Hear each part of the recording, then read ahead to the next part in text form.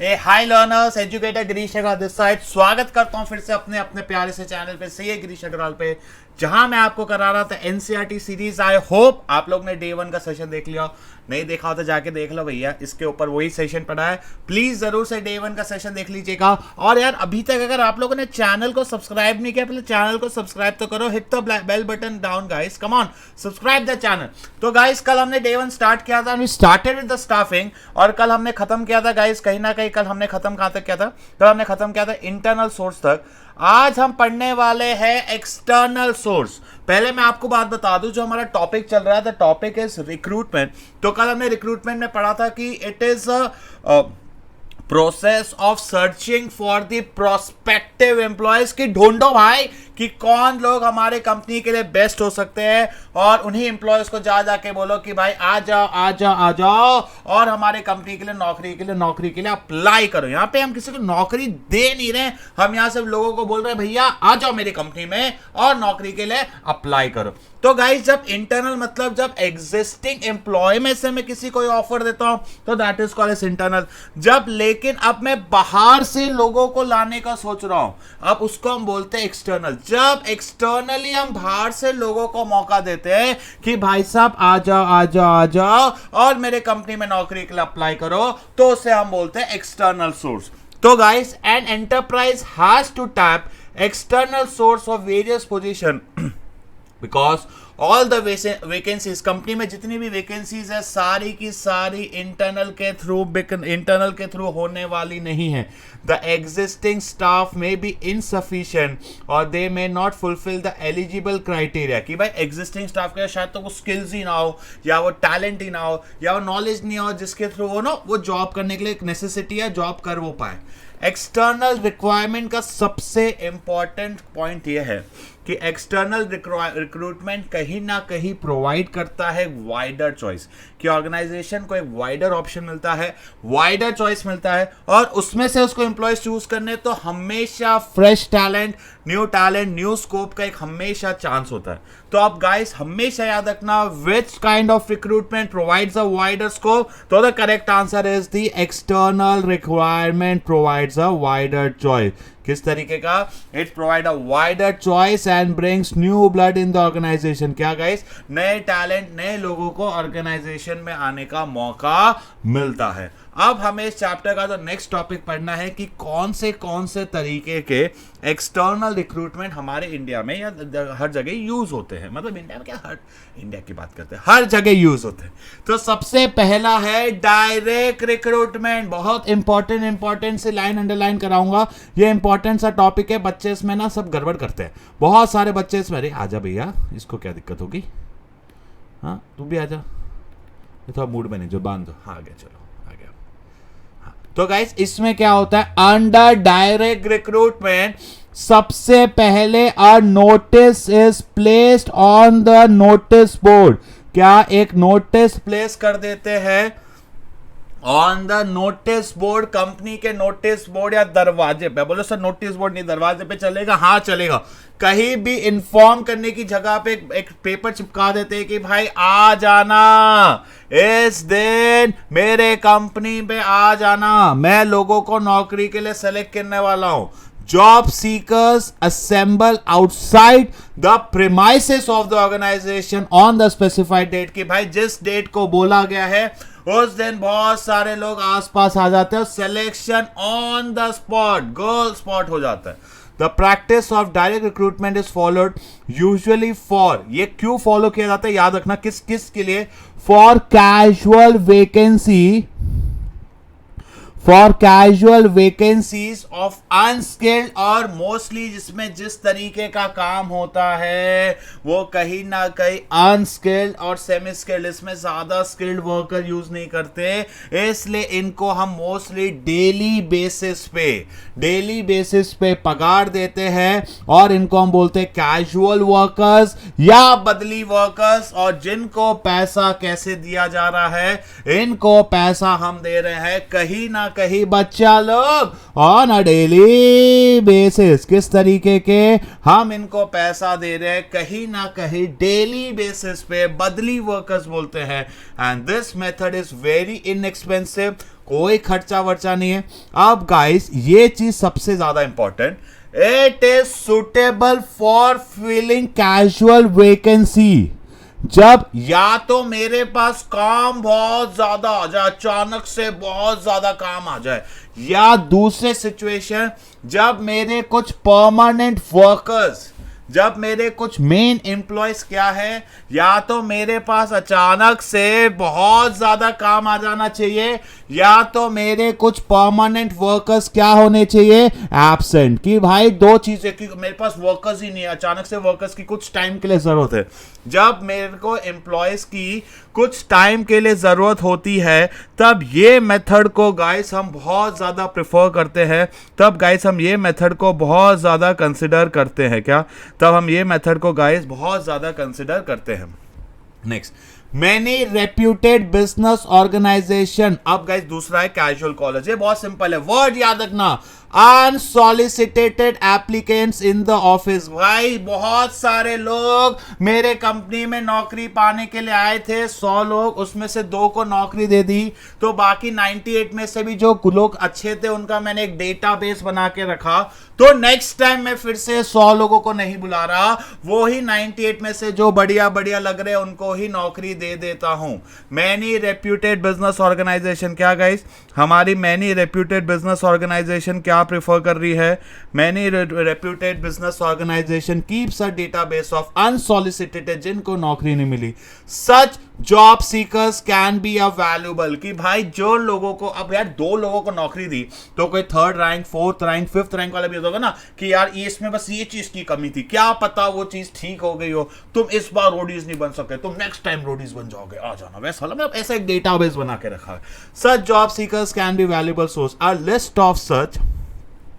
A list of such job seekers can be prepared and can be screened to fill the vacancy। कि भाई prepare करके रखा है। अब उसमें से देख लो यार, अपने पास लास्ट टाइम कोई आया था क्या परचेस वाला, बोले सर 10 लोग आए थे, उसमें से 2 को दी थी, ठीक है, वो 8 लोगों में से देखो कोई सही है क्या, उसमें से बुला लो।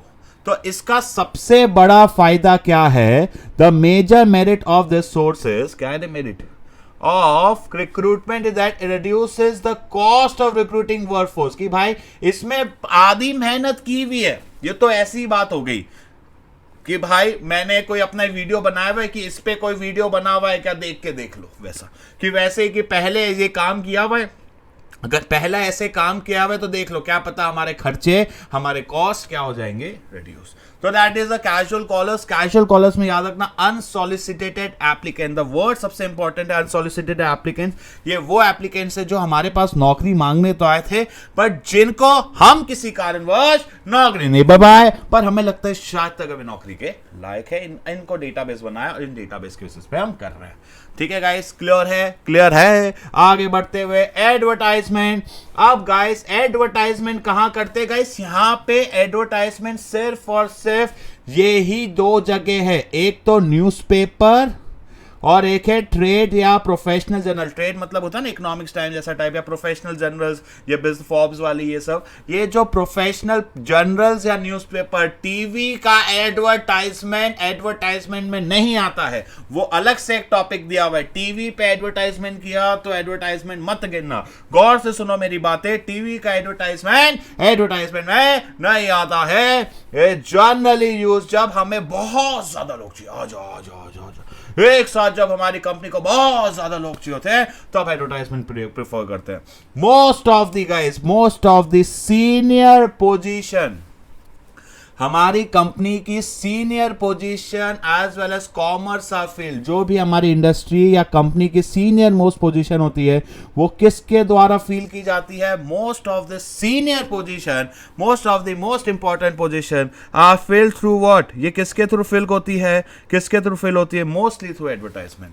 The advantage of advertising vacancies that more information. Guys advertisement करने से बहुत अच्छा है, ऐड बना दिया, गौर से देखो इस ऐड को। जो भी लोग अगर मेरे कंपनी के परचेज डिपार्टमेंट में आना चाहते हैं, जिस कंपनी का 100 करोड़ का टर्नओवर है, जिसके पास 10,000 एम्प्लॉयज करने हैं, तो आप गौर से आइए। जैसे कहता नहीं एडवर्टाइजमेंट मोस्टली है ना, ये आर्मी नेवी के आते हैं, उसमें बस वो आर्मी का मस्त सीन आता है, फिर उसके बाद लोगों को बताया जाता है, लोग अंदर से इंस्पायर हो जाते हैं, चलो हम भी चलेंगे नौकरी अप्लाई करने के लिए।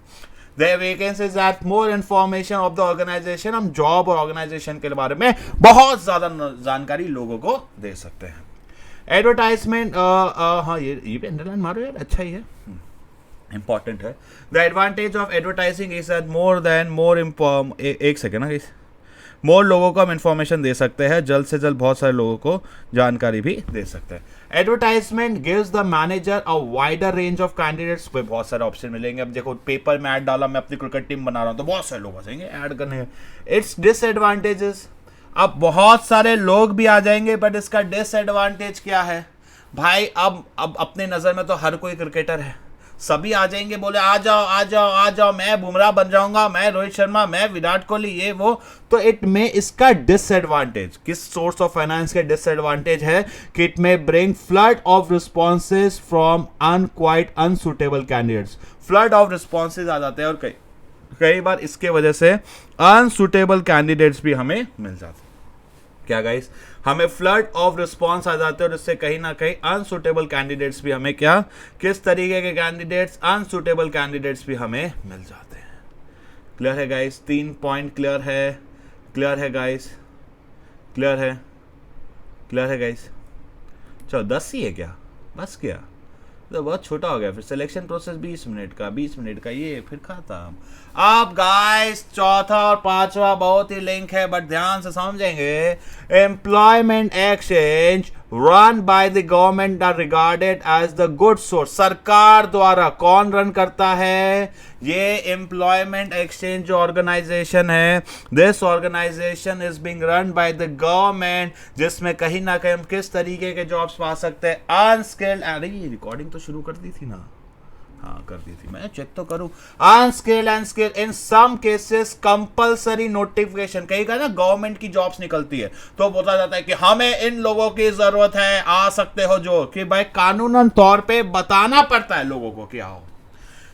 ये एक तरीके का वो प्लेटफॉर्म है जहां पे जिन लोगों को नौकरी चाहिए उनको नौकरी दिलवाते हैं, और जिन लोगों को एम्प्लॉयज चाहिए उनको एम्प्लॉयज दिलाते हैं. इसलिए एम्प्लॉयमेंट एक्सचेंज, जिनको काम चाहिए काम दिलवाओ और जिनको एम्प्लॉयज चाहिए एम्प्लॉयज दिलवाओ. दस employment exchange help to match the personal demand and supply by serving as a link. किसके बीच में लिंक करते हैं? They act as a link between the job seekers and the employers. जो लोग नौकरी ढूंढ रहे हैं और जो बॉस है कंपनी के, उनके बीच में एक लिंक क्रिएट करते हैं. Unfortunately, the records of employment exchange offer not. देखो लेकिन सरकारी है तो इसका एक सबसे बड़ा प्रॉब्लम इस, अब ये भी क्वेश्चन आ सकता है, which of the following source of recruitment has an problem, कि जिसका डेटा अप टू डेट ना हो और शायद तक कैंडिडेट्स, सुटेबल कैंडिडेट्स ना मिले, सुटेबल को सुटेबल जॉब ना मिले. अप टू डेट डेटा किसका नहीं रहता है? Employment exchange. और इसकी बात भी सिंपल है, क्योंकि यार ये लोग अपने सर्विस के मोस्टली पैसा चार्ज नहीं करते. They don't charge a money for their services. Clear है?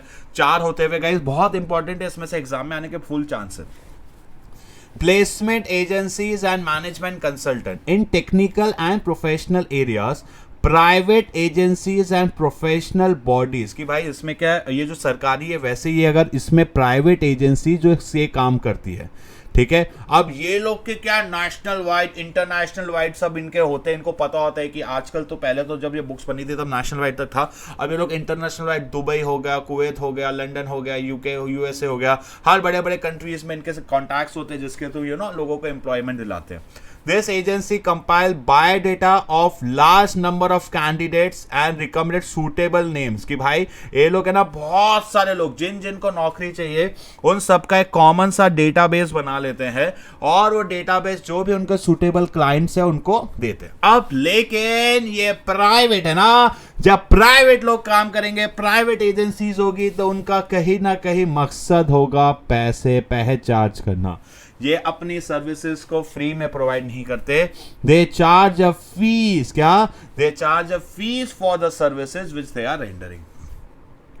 This professional recruiters can entice the needed top executives from other companies by making the right offers. ये लोग क्या करते हैं, इधर से उधर शिफ्ट करते हैं, तू इस कंपनी में काम कर रहा है, काम कर, मैं तुझे एक अच्छी कंपनी में लेके चलता हूँ, तेरे को यहाँ 10 लाख रुपए मिल रहे हैं, वहाँ तेरे को 15 लाख दिला दूंगा, या 50 लाख मिल रहे हैं और 75 लाख दिला दूंगा, वहाँ 70 लाख दिला दूंगा। ये जो भी है, मतलब अपन थोड़ा ऐसे ये ना वो करते हैं, ये वो शकुनी वाला काम करते हैं, इधर से उधर ले आए, इधर से उधर शिफ्ट कर दे, ऐसे वैसे वैसे माइंड गेम भी खेलते हैं लोग। इनका काम है कमीशन, इनको कमीशन मिलता है, इनको फीस मिलती है कैसे कि आप जितने लोगों को, ढंग के लोगों को, जितने आप सैलरी में ज्वाइन कराते हो ना, सैलरी का कुछ 10 दिन 15 दिन का फीस मिलता है, ठीक है। ये हो गया हमारे मैनेजमेंट कंसल्टेंट। दूसरा क्या है, management consultant firms help the organisation to recruit technical, professional and managerial performance. अब ये मैनेजमेंट कंसल्टेंट ये जो होते हैं, ये भी कहीं ना कहीं की ये टेक्निकल प्रोफेशनल लोग करते हैं। They specialise in middle level, mostly guys ये लोग किस लेवल पे स्पेशलाइज देते हैं, मिडल लेवल। और किस लेवल पे, एक है मिडल और एक है हमारा top.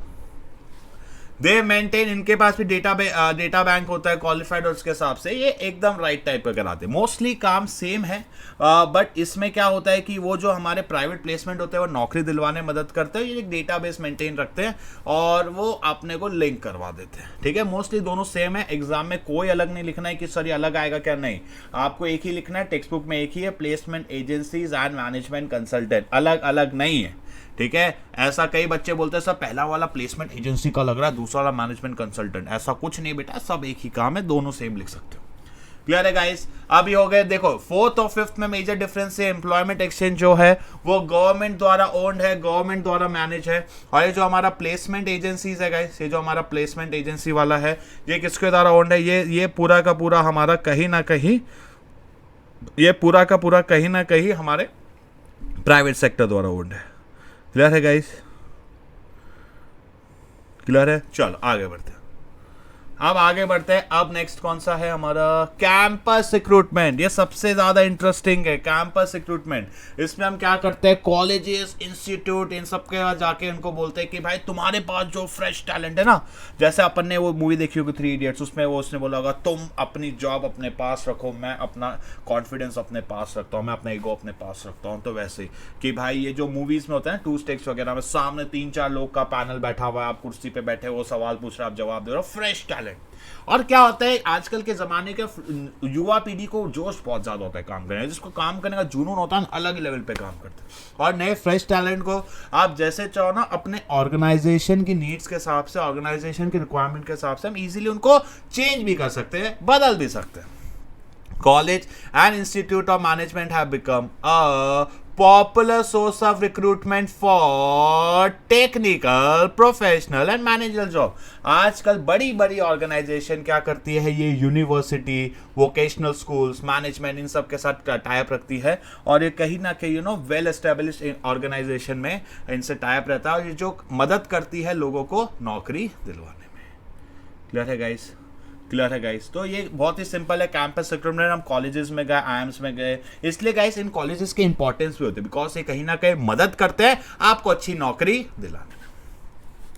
Next guys, recommendation of employees, applicant introduced by present employees or their friends।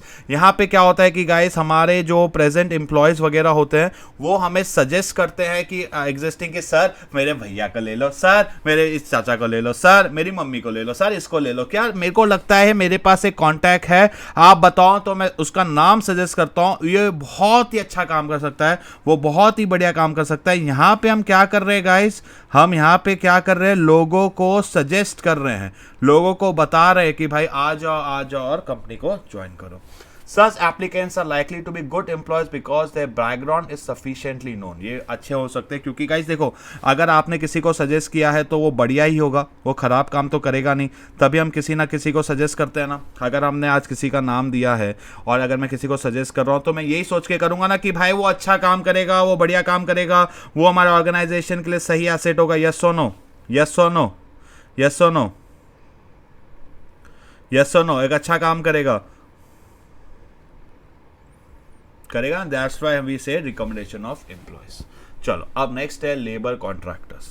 Labour contractors maintain close contacts with labours and they can provide the required number of unskilled. Guys देखो, ये वो Tarak Mehta type वो paint करने नहीं आता था society वैसे, कि इनके पास क्या है, बहुत गांव में लोग बैठे रहते हैं, गांव के वो नेता टाइप लोग होते हैं, बोलते हैं हम आपको है ना वर्क कॉन्ट्रैक्टर हूं, मैं आपको वर्कर्स दिला दूंगा, जितने चाहिए उतने वर्कर्स दिला दूंगा, शॉर्ट नोटिस पे चाहिए शॉर्ट नोटिस पे दिला दूंगा, अनस्किल स्किल कैसा भी चाहिए, ठीक है। अब लेबर कॉन्ट्रैक्टर, अभी जो लेबर कॉन्ट्रैक्टर होता है ना वो तो कहीं ना कहीं कंपनी का हिस्सा बन चुका है, बट अगर हमारी अब इस लेबर कॉन्ट्रैक्टर के साथ डिशुम हो गई तो वो तो जाएगा ही जाएगा, उसके साथ सारे एम्प्लॉयज जाएंगे, ठीक है। तो labour contractor maintain close contact with labours and they can provide the required number of unskilled work at short notice. याद रखना गाइस, शॉर्ट नोटिस में लेबर कॉन्ट्रैक्टर दिलाता है। Workers are recruited through labour contractor employees of the, ये generally employ ही होते हैं, ये जो हमारे कॉन्ट्रैक्टर होते हैं, ये contractor mostly they are the employ of the organisation, they are what,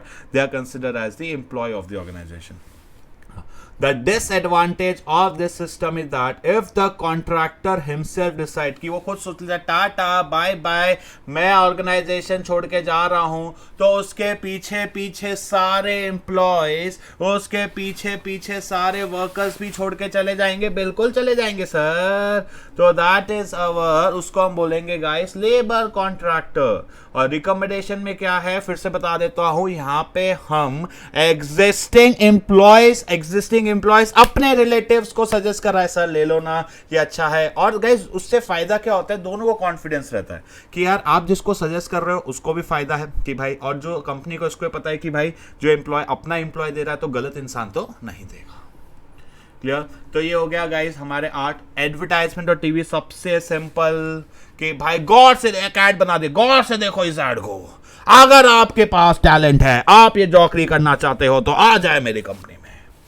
the practice of telecasting post over television, सबसे ज्यादा कि टीवी पे हम ऐड डालते हैं, ये आपको केस स्टडी में आ जाएगा क्योंकि इसमें टीवी वर्ड होगा, टीवी वर्ड आते क्या आ जाएगा, एडवर्टाइजमेंट ऑफ टेलीविजन। लास्ट है हमारा वेब पब्लिशिंग, इंटरनेट आज की डेट में सबसे ज्यादा हो रहा है।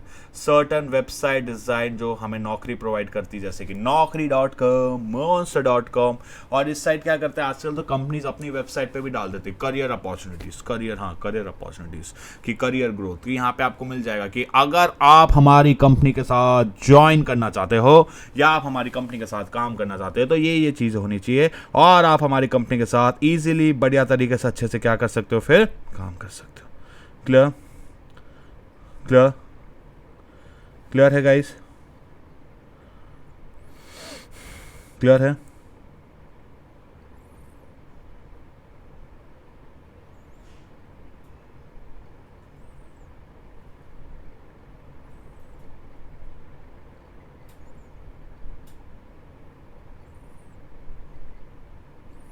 चलो आगे बढ़ते हैं।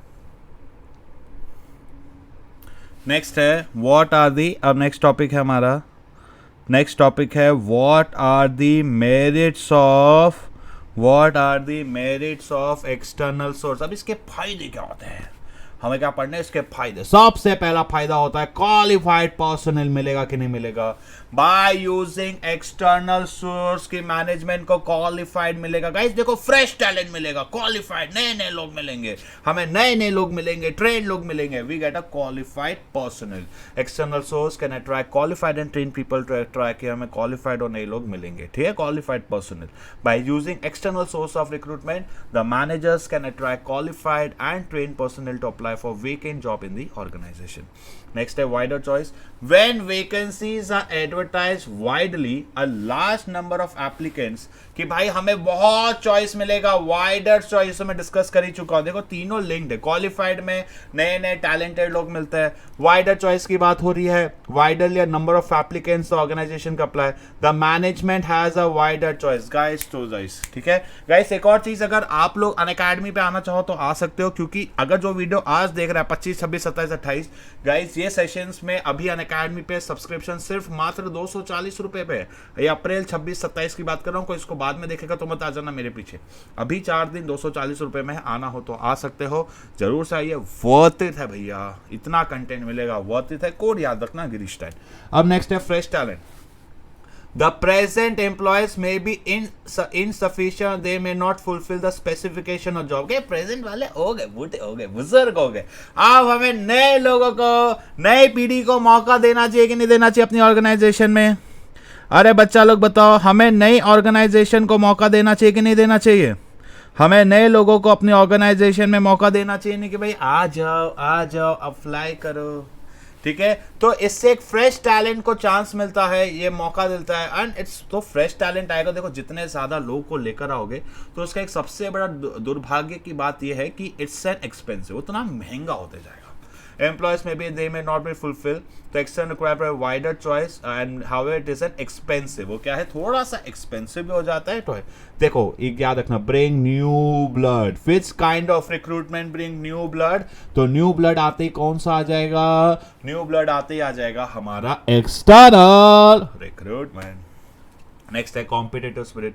If a company tap external sources the existing staff. Guys देखो, जब बाहर से लोग आते हैं, अरे बाहर वाला मुझे सिखाएगा, रुको उसको मैं बताता है, तो एक कंपटीशन क्रिएट हो जाता है ना, लड़ाई की भावना फीलिंग आ जाती है, वो अच्छा काम करने की फीलिंग आ जाती है. तो इट क्रिएट्स अ कंपटीशन. हमारे वर्कर्स के बीच में ना एक कॉम्पिटिटिव स्पिरिट शुरू हो जाएगा, वर्कर्स अच्छे से काम करने लग जाएंगे, बढ़िया माहौल रहेगा, तो बहुत सही एटमोसफियर हो जाता है. And people start working, and people really start working very good. Clear है कॉम्पिटिटिव स्पिरिट? क्लियर है गाइस कॉम्पिटिटिव स्पिरिट? क्लियर. चलो नेक्स्ट है, what are the limitation of external requirement. ठीक है, आप एक्सटर्नल रिक्रूटमेंट में lead to dissatisfaction and frustration. यार क्या है, यार बाहर वाले को बुला के ले आए, मेरा प्रमोशन होना था, तुमने तो इसको नौकरी दे दी. ये एग्जिस्टिंग वाले सोचने लग जाते, क्या यार हमारा काम था, इसको दे दिया. may lead to dissatisfaction, frustration among external. They may feel that ये यार मेरा तो प्रमोशन का चांस रुक गया, फिर यार मेरा प्रमोशन ले गया लोग. तो they may feel that the chance of promotion are reduced. उनका प्रमोशन का मौका चला गया. रिक्रूटमेंट फ्रॉम एक्सटर्नल सोर्स, बहुत समय लगता है, लंबा समय लगता है, बहुत टाइम लगता है. इट्स अ लेंथी प्रोसेस, समय लगता है. बाहर से एम्प्लॉय आएगा, उसको सेलेक्ट करेंगे, फिर उसको नौकरी देंगे, तो थोड़ा सा क्या लेंथी प्रोसेस बन जाता है. The business has to notify and wait for the applicants. It is very costly. बाहर से लोगों को लाना बहुत कॉस्टली होता है. अभी हमने देखा टाइम कंज्यूमिंग एंड कॉस्टली, तो both same. It takes a long time. ठीक है, it is a very costly money. बहुत ज्यादा पैसा खर्च हो जाता है लोगों को नौकरी देने में. क्लियर है गाइस? और इसी के साथ हमारा रिक्रूटमेंट समाप्त होता है. अब हम चलते हैं नेक्स्ट टॉपिक की ओर, दैट इज सिलेक्शन. रिक्रूटमेंट में क्या था, बहुत सारे लोग आए हमारे पास नौकरी के लिए अप्लाई कर, ठीक है, आ गए. अब सिलेक्शन में क्या है, जो भी लोग हमारे पास नौकरी मांगने के लिए उनको बोलेंगे ना, आ जाओ तुमको सेलेक्ट करते हैं. उनमें से जिस भी कैंडिडेट को हम नौकरी दे रहे हैं, उनमें से जिसको भी हम जॉब दे रहे हैं, उसको हम बोलते हैं selection. Selection is the process of identifying and choosing the best person. जितने भी लोग हमारे पास नौकरी मांगने आए हैं, उनमें से बेस्ट को सेलेक्ट करना is called selection. Towards this purpose, the candidates are required to take a series of employment test and interview. अब candidates को बहुत सारे टेस्ट और इंटरव्यू देने पड़ते हैं. At every stage, many are eliminated and a few more. Her stage में कुछ आते हैं, कुछ जाते हैं, कुछ आते हैं, इस तरीके से. The process may start from screening of applicants. इस स्क्रीनिंग क्या होता है मैं आगे बताऊंगा. It may continue even after the offer of employment acceptance. It is so because like any material इसमें कहाँ गया हाँ, तो बहुत सारे किया जाता है. तो फिर ऑन द जॉब ट्रेनिंग होती है, कोई दिक्कत नहीं है. अब हमें सीधा स्टार्ट करना है, what is the process of selection. तो प्रोसेस ऑफ सिलेक्शन में सबसे पहला स्टेप आता है प्रीलिमिनरी स्क्रीनिंग. ये सिंपल सा एग्जांपल दे दो. आर्मी में लोगों ने नौकरी के लिए अप्लाई किया, जिनकी हाइट और वेट उतनी होगी वही अंदर, बाकी सब बाहर. तुम अनफिट हो भाई. अगर तुम्हारी हाइट 6 फीट है, कोई एक हाइट का मीटर होता है, मेरे को एग्जैक्ट याद नहीं, अगर तुम्हारा हाइट और वेट इतना है तभी तुम नौकरी में, नहीं तो टाटा bye bye. Preliminary screening helps the manager eliminate, याद रखना विच स्टेप, कौन से स्टेप में हम हटा देते हैं अनक्वालिफाइड और अनफिट जॉब सीकर्स की। भाई ये बंदा क्वालिफाइड नहीं है, ये फिट नहीं है, इसको अभी के अभी नौकरी से निकालो, ये बंदा नौकरी के लायक नहीं, ये हमारी कंपनी में नहीं टिकेगा। जो भी हमें अनक्वालिफाइड अनफिट दिखता है हम उसको पहली फुर्सत से, क्या बच्चा लोग, जो भी इंसान हमें अनक्वालिफाइड या अनफिट दिख रहा है हम उसको पहली फुर्सत से नौकरी से निकाल रहे हैं। भाई तेरा क्वालिफिकेशन नहीं, मैं सीए को ढूंढ रहा हूँ, तू सीएस करके है, नहीं। जो भी अनक्वालिफाइड अनफिट है उसको पहले ही इंटरव्यू में एंटरटेन ही नहीं करना, निकाल देना। वर्ड याद रखना, अनक्वालिफाइड एंड अनफिट, ठीक है। Misfit which not appear the, जो गलत भी होता है। Employment test is a mechanism, और बहुत सारे एम्प्लॉयमेंट टेस्ट लिए जाते हैं। अब इसके टेस्ट की हम सबसे पहले बात करेंगे। इसमें सबसे पहला है हमारा फेवरेट इंटेलिजेंसी टेस्ट। आज दिमाग को चेस करे। This is one of the most important psychological test used to, रुको रुको, हाँ दीदी, अब इसको कलर बदलते हैं फिर से। अब कलर ले आते हैं येलो, फिर से बहुत हो गया, थोड़ा थिकनेस बढ़ा देते हैं। हाँ, this is the used to measure the, क्या हो गया, हाँ, used to measure the level of intelligence. बंदा कितना इंटेलिजेंट है, सही में दिमाग है कि नहीं। लर्निंग एबिलिटी, कैसे फैसले लेता है इस घड़ी में, कैसे फैसले लेगा, डिसीजन कैसे लेता है, जजमेंट कैसे लेता है। यार तुमको एक ऐसे रूम में भर दिया होगा, पानी है, ये है, कैसे बाहर निकलोगे, डिसीजन मेकिंग स्किल, दिमाग कैसे दौड़ाता है, तब दिमाग घोड़े जैसा है कि गधे जैसा है, चेक करना बहुत जरूरी है। ये कहाँ पे चेक करते हैं, intelligence test. Indicator learning ability और मेक डिसीजन और जजमेंट। लर्निंग एबिलिटी, वर्ड याद रखना, लर्निंग एबिलिटी चेक की जाती है। लर्निंग एंड इंटेलिजेंट क्वेश्चन, कि इंटेलिजेंसी लेवल क्या है और उसकी लर्निंग एबिलिटी क्या है, कैसे वो चीज़ों को एकदम सही तरीके से, कैसे गाइस वो चीज़ों को एकदम सही तरीके से सीख रहे हैं, ठीक है। चलो आगे बढ़ते हैं। नेक्स्ट है हमारा एप्टीट्यूड टेस्ट। एप्टीट्यूड टेस्ट क्या सिखाता है, potential for learning new skills. वो नए स्किल्स कितने अच्छे से सीख पा रहे हैं, क्या उसको नए स्किल्स सीखने की इच्छा है, क्या नए स्किल सीखने की तमन्ना है। आप वो आया था प्रोडक्शन का काम सीखने के, मैं वो बोला सर परचेस का थोड़ा नॉलेज, नहीं सर परचेस की बात ही मत करो, मैं प्रोडक्शन, अरे भैया कभी काम पर, नहीं मैं करूंगा ही नहीं। ऐसे एम्प्लॉयज को क्यों लेना। वी शुड हैव सब एम्प्लॉयज, यू नो, जैसे अब मैं बीएसटी पढ़ा उनको बोलते सर आप अकाउंट्स पढ़ा दोगे, नहीं, थोड़ा ऐसे पोटेंशियल रहना चाहिए कि थोड़ा बहुत बेसिक नॉलेज होना चाहिए। It indicates the personal capacity, potential for learning, क्या, लर्निंग न्यू स्किल्स। चलो ये बहुत सारा है यार। हाँ सक्सेस, हाँ अब देखो ये एक छोटी सी लाइन है, ये 1 मार्क का ऐसे एमसीक्यू ऐसे क्वेश्चन आ गया, वैसे बहुत गंदा क्वेश्चन है। Such test are good indices of person future success story. कि भाई अगर आपको आगे जाके बड़ा स्टार बनना है ना, कंपनी का एक बड़ा एम्प्लॉय बनना है, तो ये चीज मान के चल लेना कि आपको सारी चीजों का नॉलेज होना चाहिए। इसलिए इसको बोला जाता है एप्टीट्यूड टेस्ट। अगर एप्टीट्यूड टेस्ट में आप खड़े उतरे तो ये मेक श्योर हो सकता है कि आगे जाके आपका कंपनी में भविष्य रहेगा कि नहीं रहेगा। नेक्स्ट है personality test, provide clues to a person emotions. क्या है, देखो सीधी सी बात है, एक सिचुएशन देता हूं, ऑफिस में तुम काम कर रहे हो, घर पे इमरजेंसी आ रही है, कैसे मैनेज करके जाओगे, इस तरीके के क्वेश्चन के जवाब personality test. Emotions, behaviour, maturity, क्या दिल से सोचता है, दिमाग से सोचता है, क्या वैल्यूज है, एथिक्स, ये सारी चीजों को टेस्ट किया जाता है personality. Provides clues to a person emotion, reaction, values, और इसमें मॉरल्स भी लिख सकते हो ना, मॉरल वैल्यूज, एथिक्स क्या है, कैसे वो काम करता है, क्या उसकी पर्सनालिटी और किस तरीके से बिहेव करता है। तो that is the personality test. Behave करना इस पर्सनालिटी, और इंटेलिजेंसी कैसे दिमाग चलाता है, ठीक है। अब ट्रेड टेस्ट, भाई तुम अब आए हो ना प्रोडक्शन की नौकरी के लिए, तो प्रोडक्शन की क्या स्किल्स है, तुम सीए हो तो सीए के क्या नॉलेज है, जो एग्जिस्टिंग स्किल्स हमारे एम्प्लॉयज के पास, गाइस जो एग्जिस्टिंग स्किल्स है वो कैसी है।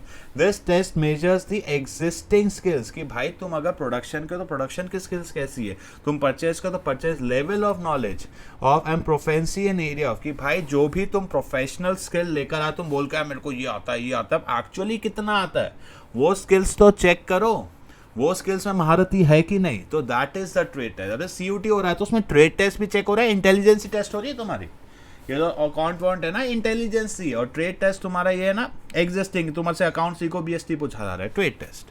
तो that is level, they measure the level of knowledge and proficiency in the area of professional, जो टेक्निकल एरिया है, टेक्निकल स्किल्स है, उसमें आप कितने माहिर हो, उसमें कितना बढ़िया हो. देखो अब दोनों में डिफरेंस के एग्जाम में आता है. Aptitude is that the difference between aptitude test and the test, it is that former measures to acquired skills, actual skills की. आप देखो जो हमारा एप्टीट्यूड वाला बोलता है कि आप नए स्किल्स कितना सीखना चाहते हो, और ट्रेड टेस्ट बोलता है कि आपके पास एग्जिस्टिंग स्किल्स जो है वो कितनी बढ़िया है. नए स्किल्स सीखने की बात करेंगे तो हम बात करेंगे एप्टीट्यूड, और नए स्किल्स सीखने की बात करेंगे तो उसको हम बोलेंगे ट्रेड टेस्ट. आप एवरी इंडिविजुअल कुछ ना कुछ काम करना है, कुछ ना कुछ हॉबी है. क्या हॉबी? अब कोई बोल देता है सर मेरे को तो टीवी सीरीज पसंद है, तो सवाल पूछ लेते हैं इंटरव्यू, गेम ऑफ थ्रोन का बता सूट्स का ये कौन था, क्या था ये वो, मेरे को भी नहीं पता इतना भाई. ऐसे इंटरेस्ट है. हॉबीज क्या बोले? सब पहाड़ चढ़ना. कब पहाड़ चले थे? सब 4 साल पहले. फिर काय का इंटरेस्ट? तो हॉबीज क्या बोले? चेस है, लेट्स प्ले चेस. तो मैंने ये मूव किया, तुम बताओ क्या मूव करोगे. फॉर सम जॉब इंटरेस्ट है, I usually know the pattern of interest और इन्वॉल्वमेंट ऑफ ए पर्सन. किस में तुम्हारा हॉबी है, किस में इन्वॉल्वमेंट. एग्जाम में क्या सबसे ईजी यही है, क्योंकि इसके क्वेश्चन में लिखा होगा हॉबी, इंटरेस्ट, रुचि. तो answer is interest test. Guys लोगों के टेस्ट वगैरह ले लिए. अब हमने लोगों के टेस्ट वगैरह ले लिए. अब सबसे इंपॉर्टेंट काम हमें नेक्स्ट करना है. अब हमें लोगों के इंटरव्यू लेंगे. Interview is a formal in depth conversation. Evaluate करना, क्या ये बंदा नौकरी के लायक है, क्या ये बंदा नौकरी के सूटेबल है. ठीक है, इस तरीके से चेक करना. इंटरव्यू इन डेप्थ पूछो, क्या ये सही है. The role of the interviewer is to seek information, that of interviewer is to provide the same. Guys देखो इंटरव्यूअर जान का इन डेप्थ सवाल पे सवाल पूछता जाएगा, और सामने वाला जवाब पे जवाब देता जाएगा. Through in present times. और कई बार तो क्या आजकल उल्टा भी, जैसे आजकल क्या पहले बोलते थे ना बच्चे से पेरेंट्स ही बच्चों को बोलते थे, बच्चे सवाल नहीं करते थे. आजकल जैसे बच्चे सवाल करने लग गए, वैसे नौकरी में से जो नौकरी दे रहा है वो तो सवाल करता है बाद में, सर मेरे को कितनी तनख्वाह मिलेगी, कहाँ काम करना पड़ेगा, कितने बजे आना पड़ेगा. सब एक दूसरे से थोड़ा बहुत सवाल जवाब पूछ लेते हैं. इन डेप्थ कन्वर्सेशन होता है, इसमें पूछा जाता है सारी चीज़ों के बारे में. Many employers request. अब गाइस ये तो हो गया इन डेप्थ के बाद. इसमें वर्ड याद रखना, इन डेप्थ, फिर इवैल्यूएट. अब इसमें क्या है, the role of interview to seek, ये रोल भी याद रख लेना. चलो अब नेक्स्ट है reference and background check. Many employers request कि भाई आपको बहुत सारे ऐसे लोगों के नाम बताने पड़ते हैं, नेम एड्रेस वगैरह, जो कहीं ना कहीं भाई ये बंदा सही है कि नहीं. जैसे घर पे कोई मेड या कोई ऑफिस में ज्वाइन करता है ना, कहाँ पहले काम करता था, बोले सर 2 गली छोड़ के या 2 घर छोड़ के इसके घर. तो हम पूछते ना ये सही काम करता था ना, क्यों काम छोड़ा, पैसे कम मिलते थे, कुछ चोरी वोरी तो नहीं की, ये वो. तो चेक करना क्या बंदा सही है कि नहीं, जो लिखा है वो सही में है कि नहीं. पता चला जेल से भागा हुआ आया हुआ है. तो ऐसे रेफरेंस बैकग्राउंड चेक करना जरूरी होता है. Many employers request name and address or verify information gaining additional information. इससे हमें additional information. Previous employers की भाई कहाँ काम करते थे, mostly previous employers, person, teachers, mostly लोग teachers का नाम देते. तो कई लोगों ने मेरा भी नाम दिया, सर हम इनसे पढ़े हुए ये वो. तो प्रोफेशनल कहना एक तरह से इस तरीके से रेफरेंस मिलता है. क्लियर है guys, reference and background check. अब नेक्स्ट पढ़ते हैं. अब भाई मैंने चेक कर लिया, बैकग्राउंड कर लिया, मैं सिलेक्शन डिसीजन अपने मन में बस पसंद कर रहा हूँ. ये तो शादी का रिश्ता होने से मन में इससे ही करूंगा. तो सिलेक्शन डिसीजन अभी फाइनल नहीं हुआ, बस मन में सेलेक्ट कर लिया, ये ही है वो. तो सिलेक्शन कंपनी ने भी सेलेक्ट कर लिया कि यही है वो, इसी को मैं अपने कंपनी में क्या देने वाला हूं, इसी इंसान को मैं अपने कंपनी में नौकरी देने वाला हूं. Has to made among the candidates interviews and reference check. The final decision from among the candidates इसको तो इसके बेसिस पे of the will be generally considered in the final decision. कि भाई ये सारी चीज़ें देखने के बाद हम फाइनल फैसला लेंगे और डिसाइड करेंगे कि उसको नौकरी देनी है. अब नेक्स्ट है कहीं भाई मन में फैसला कर लिया, पर अभी हम नौकरी नहीं दे रहे. एक लास्ट टेस्ट बाकी है, that is the medical examination.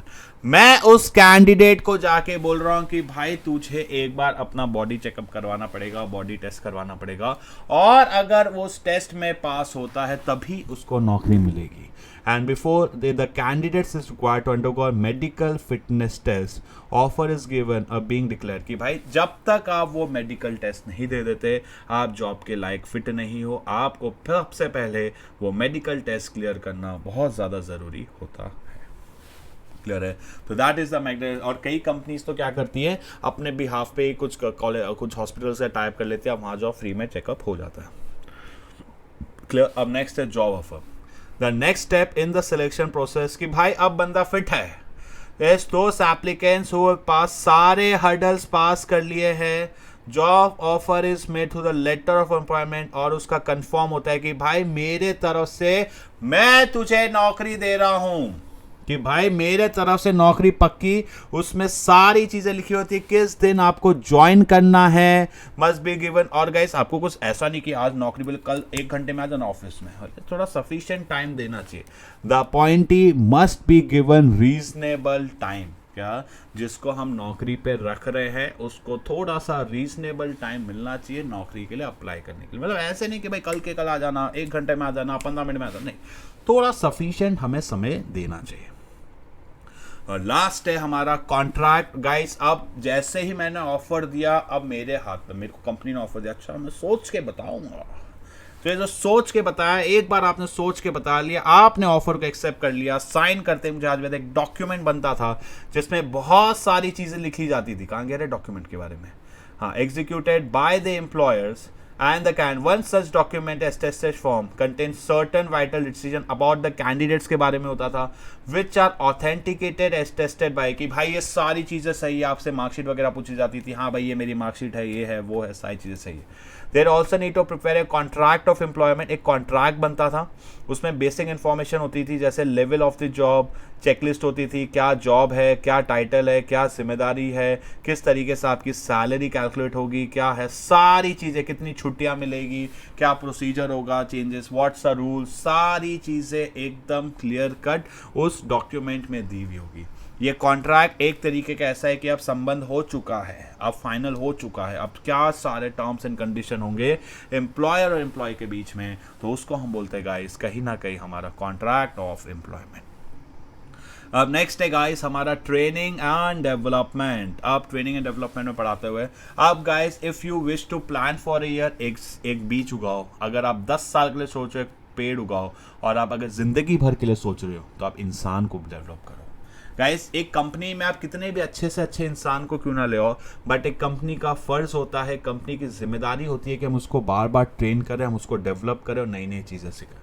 It's very much important for an organization to train its employee, to develop its employees, to make him better.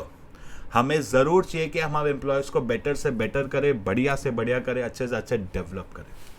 Training and development to improve the current or future by increasing an employee's ability. हाँ, हम उसको better future के लिए कर रहे हैं. Employees through learning usually. Guys देखो चीज़ें सिखा के, जब चीज़ें हम सिखाते हैं तो एक एम्प्लॉयज़ का एटीट्यूड भी चेंज होता है, वो नई चीज़ें, स्किल्स भी सीखता है, नॉलेज भी सीखता है और अच्छे से काम करना भी शुरू कर देता है. अब व्हाट आर द इम्पोर्टेंस. तो गाइस अब इम्पोर्टेंस में सीधा से सीधा हम इसमें आ जाते हैं. What are the importance of benefits. तो सबसे पहले एक ट्रेन करने से ऑर्गेनाइजेशन को क्या फ़ायदा होगा. Training is a systematic learning always better than. देखो गाइस अगर हम ट्रेन करते हैं सिस्टमैटिकली, बोले ऐसे भी कर लेते हैं, वैसे भी कर लेते हैं, ऐसे नहीं. आपको किसी ने आपको किसी को, आप लैपटॉप है, अब मैं किसी को लैपटॉप चलाना सिखाऊं, ऐसे लैपटॉप दे दूँ सीख जाएगा, पर हो सकता है कि लैपटॉप में कुछ सॉफ्टवेयर उड़ जाए. बट अगर उसको सिस्टमैटिकली सिखा दिया जाए तो लैपटॉप को ढंग से यूज़ करेगा, लैपटॉप की बर्बादी नहीं होगी, लैपटॉप के सॉफ्टवेयर नहीं उड़ेंगे, लैपटॉप नहीं उड़ेगा. अब गाइस अगर हमने एम्प्लॉयज़ को ट्रेन किया तो हमारे एम्प्लॉयज़ की प्रोडक्टिविटी भी बढ़ेगी कि नहीं. अगर मैं अपने एम्प्लॉयज़ को ट्रेन कर रहा हूं तो मेरे एम्प्लॉयज़ की प्रोडक्टिविटी भी इंक्रीज होगी कि नहीं. मेरे यही एम्प्लॉयज़ अच्छे से काम करेंगे, दे विल बी, हमारी प्रोडक्टिविटी भी बढ़ेगी और एम्प्लॉयज़ अच्छे से भी काम करेंगे, बढ़िया तरीके से भी काम करेंगे. They will work in a good sense, वो अच्छे से बढ़िया तरीके से सही तरीके से काम करेंगे. ठीक है.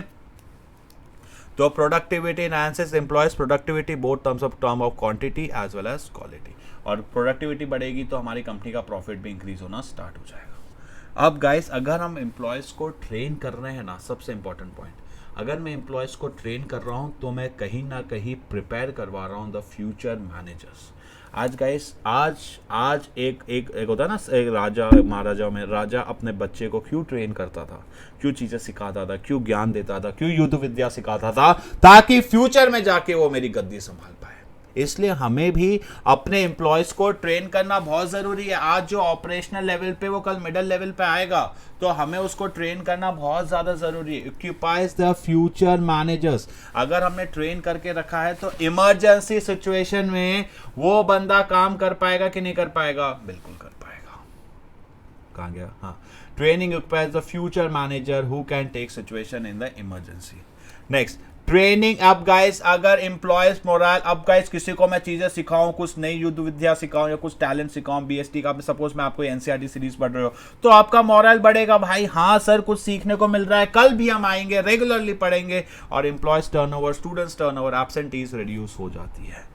और गाइस ट्रेन करने से reduce absentees and employees turnover, और ट्रेन करने से हम एम्प्लॉयज में बदलाव, चेंजेस भी बहुत जल्दी ला सकते हैं। क्या हमें अपने एम्प्लॉयज में जो भी बदलाव लाने हैं, मुझे अपने एम्प्लॉयज में जो भी चेंजेस लाने हैं, वो चेंजेस को भी गाइस मैं एकदम जल्दी क्विकी फास्ट ला पाऊंगा। क्लियर है गाइस? अब नेक्स्ट है, what are the benefits to the employees?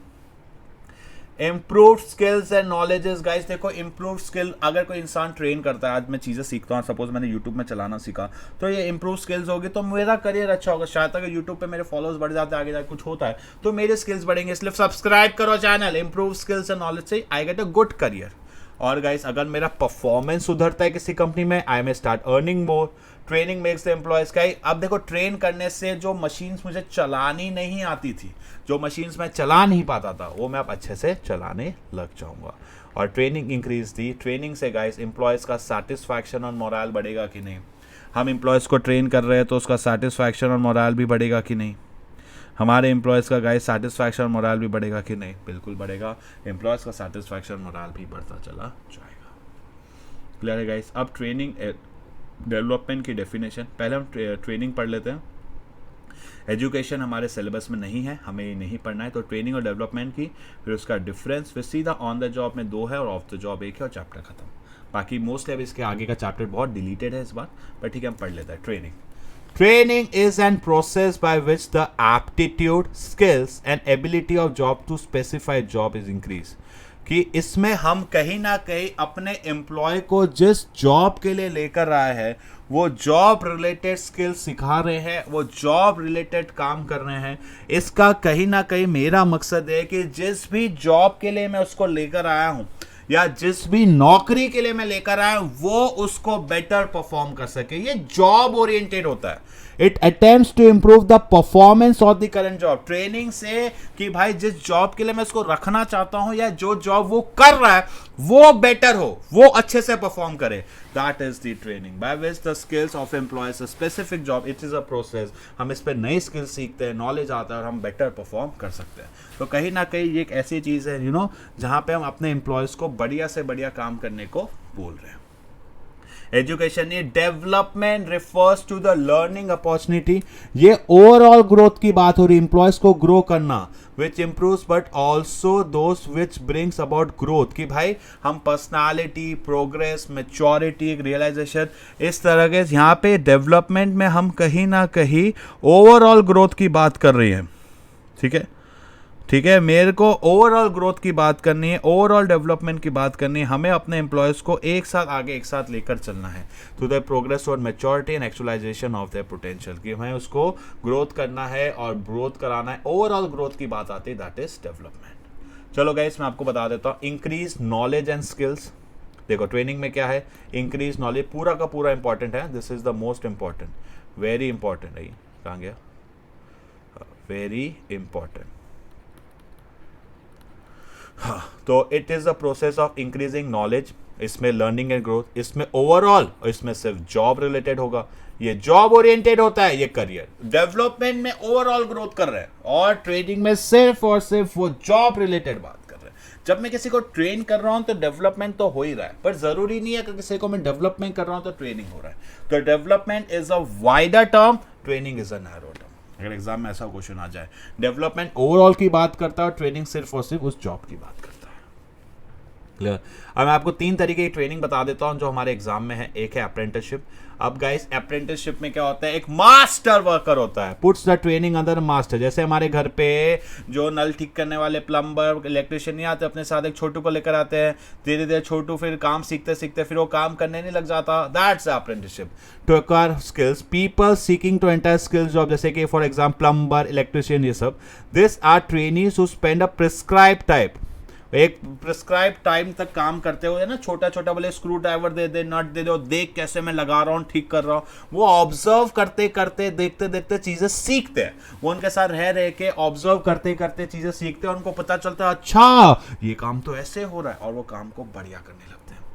A uniform period of training is offered in which both fast and slow learning here are placed. Some slow learners may require additional. जो slow होता है उसको, छोटू को थोड़ा ज़्यादा समय लगता है, ज़्यादा छोटू को ज़्यादा समय लगता है, बड़े छोटू को कम समय लगता है। तो इसमें ट्रेनिंग होती है और कुछ टाइम बाद वो उसके जगह काम करते हैं। एग्जाम में वर्ड याद रखना, द मास्टर वर्कर, एक मास्टर वर्कर होगा, उसके अंदर काम कर रहे हैं प्रिस्क्राइब समय तक, वो गाइड कर रहा है, बता रहा है, और कुछ समय बाद मास्टर हट जाएगा और फिर आप वो ही काम करने लग जाओगे। ठीक है। और दूसरा है हमारा इंटर्नशिप। ये जो मैं पढ़ा रहा हूं वही है, बाकी सब कैंसिल है। It is a joint program in which educational firm corporate, जैसे गाइस आर्टिकलशिप, सीए करने के बाद आर्टिकलशिप करने जाते हैं। क्या होता है, बड़े से सीए फर्म में जाते हैं, वहां से काम करते हैं, हाँ जी यस सी, ओ जी ऐसा जी वैसा जी, ओके जी सब कर लेंगे। हम आर्टिकलशिप में जाते हैं, हमको बदले में एक स्ट्राइपन छोटा सा अमाउंट मिलता है, हम वह काम करते हैं। Carry on studies for the, उसके साथ साथ हाँ इसमें काम के साथ साथ पढ़ाई भी करनी पड़ती है। कैरी ऑन रेगुलर स्टडीज, किस टाइप ऑफ ट्रेनिंग में हमें पढ़ाई भी साथ साथ में करनी होती है, तो दैट इज द इंटर्नशिप। कि किस टाइप ऑफ ट्रेनिंग में साथ साथ में पढ़ाई भी कर रहे हैं, तो that is the internship training. ठीक है। They also work in some factories और ऑफिस वगैरह में काम करके नॉलेज लेते हैं। लास्ट है हमारा वेस्टिब्यूल ट्रेनिंग, और इसी के बाद हमारा खत्म। वेस्टिब्यूल ट्रेनिंग एक ऑफ द जॉब होता है। ये देखो जो पहले मैं बताया ना ऑन द जॉब, ये जॉब भी कर रहे हैं और साथ साथ में काम, मतलब जॉब के साथ साथ सीख रहे हैं। वेस्टिब्यूल ऑफ द जॉब में क्या होता है कि पहले इनको सिखाओ, जैसे मनी है इसमें पहले हाइस्ट कैसे करनी सीखी, वैसे एक बैंक रॉबरी करना पहले सीखो फिर करो। तो इसमें वैसे पहले काम करना सीखो। इसमें डमी मशीन्स पे काम कराया जाता है कि भाई तुम डमी मशीन्स पे काम करो। जब एक फ़ोन की ठीक करो तो डमी फ़ोनों को पहले ठीक किया जाता है। तुम अगर ये ढंग से कर लोगे तो मेन कर लोगे। इसका मेन रीज़न क्या होता है कि जो भी चीज़ हम हैंडल कर रहे हैं बहुत ही कॉम्प्लिकेटेड है, सोफेस्टिकेटेड मशीन्स है। यहाँ पे employees are usually handling sophisticated technical machine, कि भाई सोफेस्टिकेटेड है टेक्निकल मशीन्स को हैंडल किया जा रहा है। तो तुम टॉलर नॉर्मल मशीन्स को अच्छे से, इसको डमी को संभाल लो, डमी से अच्छे जब संभाल लोगे तो मेन को अच्छे से कर लो। You are using but they're training away from the actual work floor से अवे, कि भाई मेन जगह पे तुम काम नहीं कर रहे, एक और पैरेलल जगह पे काम कर रहे हो। एक माहौल बनाया जाता है, एम्प्लॉयज को फिट किया जाता है और वो अच्छे से काम करते हैं। याद रखना सोफिस्टिकेटेड मशीन्स पे अवे द फ्लोर, या आपको एक्चुअली एक वर्क एनवायरनमेंट क्रिएट किया जाता है जहाँ पे सेम मटेरियल वगैरह यूज करता है। बट इसमें याद रखना है कब होती है सोफिस्टिकेटेड मशीन। ये सबसे ज़्यादा इंपॉर्टेंट ट्रेनिंग है हमारे एग्जाम पॉइंट ऑफ व्यू से। अगर टाइप ऑफ ट्रेनिंग में आएगा तो वेस्टिब्यूल आने के बहुत चांसेस होते हैं, क्योंकि ऑफ द जॉब में सिर्फ एक ही है, वो है वेस्टिब्यूल ट्रेनिंग। तो गाइस इसी के साथ एज प्रॉमिस पूरा staffing chapter through NCERT cover हो गया। तो प्लीज गाइस आप देख सकते हो, प्लीज जरूर से कमेंट कीजिएगा कैसा लगा। कल एक कमेंट से कमेंट दिया था सर आवाज थोड़ी तेज करना, तो इस बार वो की है, और भी चाहिए तो बता देना। और इसी के साथ चैप्टर खत्म होता है तो चैनल को सब्सक्राइब कर दो, वीडियो को तो लाइक करना ही है। और मिलते हैं गाइस कल की क्लास में। कल हम डायरेक्टिंग करेंगे, ये बैच प्रीमियर हो जाएगा, पता चल जाएगा। तो आज के लिए इतना ही गाइस, टाटा बाय बाय, मिलते हैं गाइस।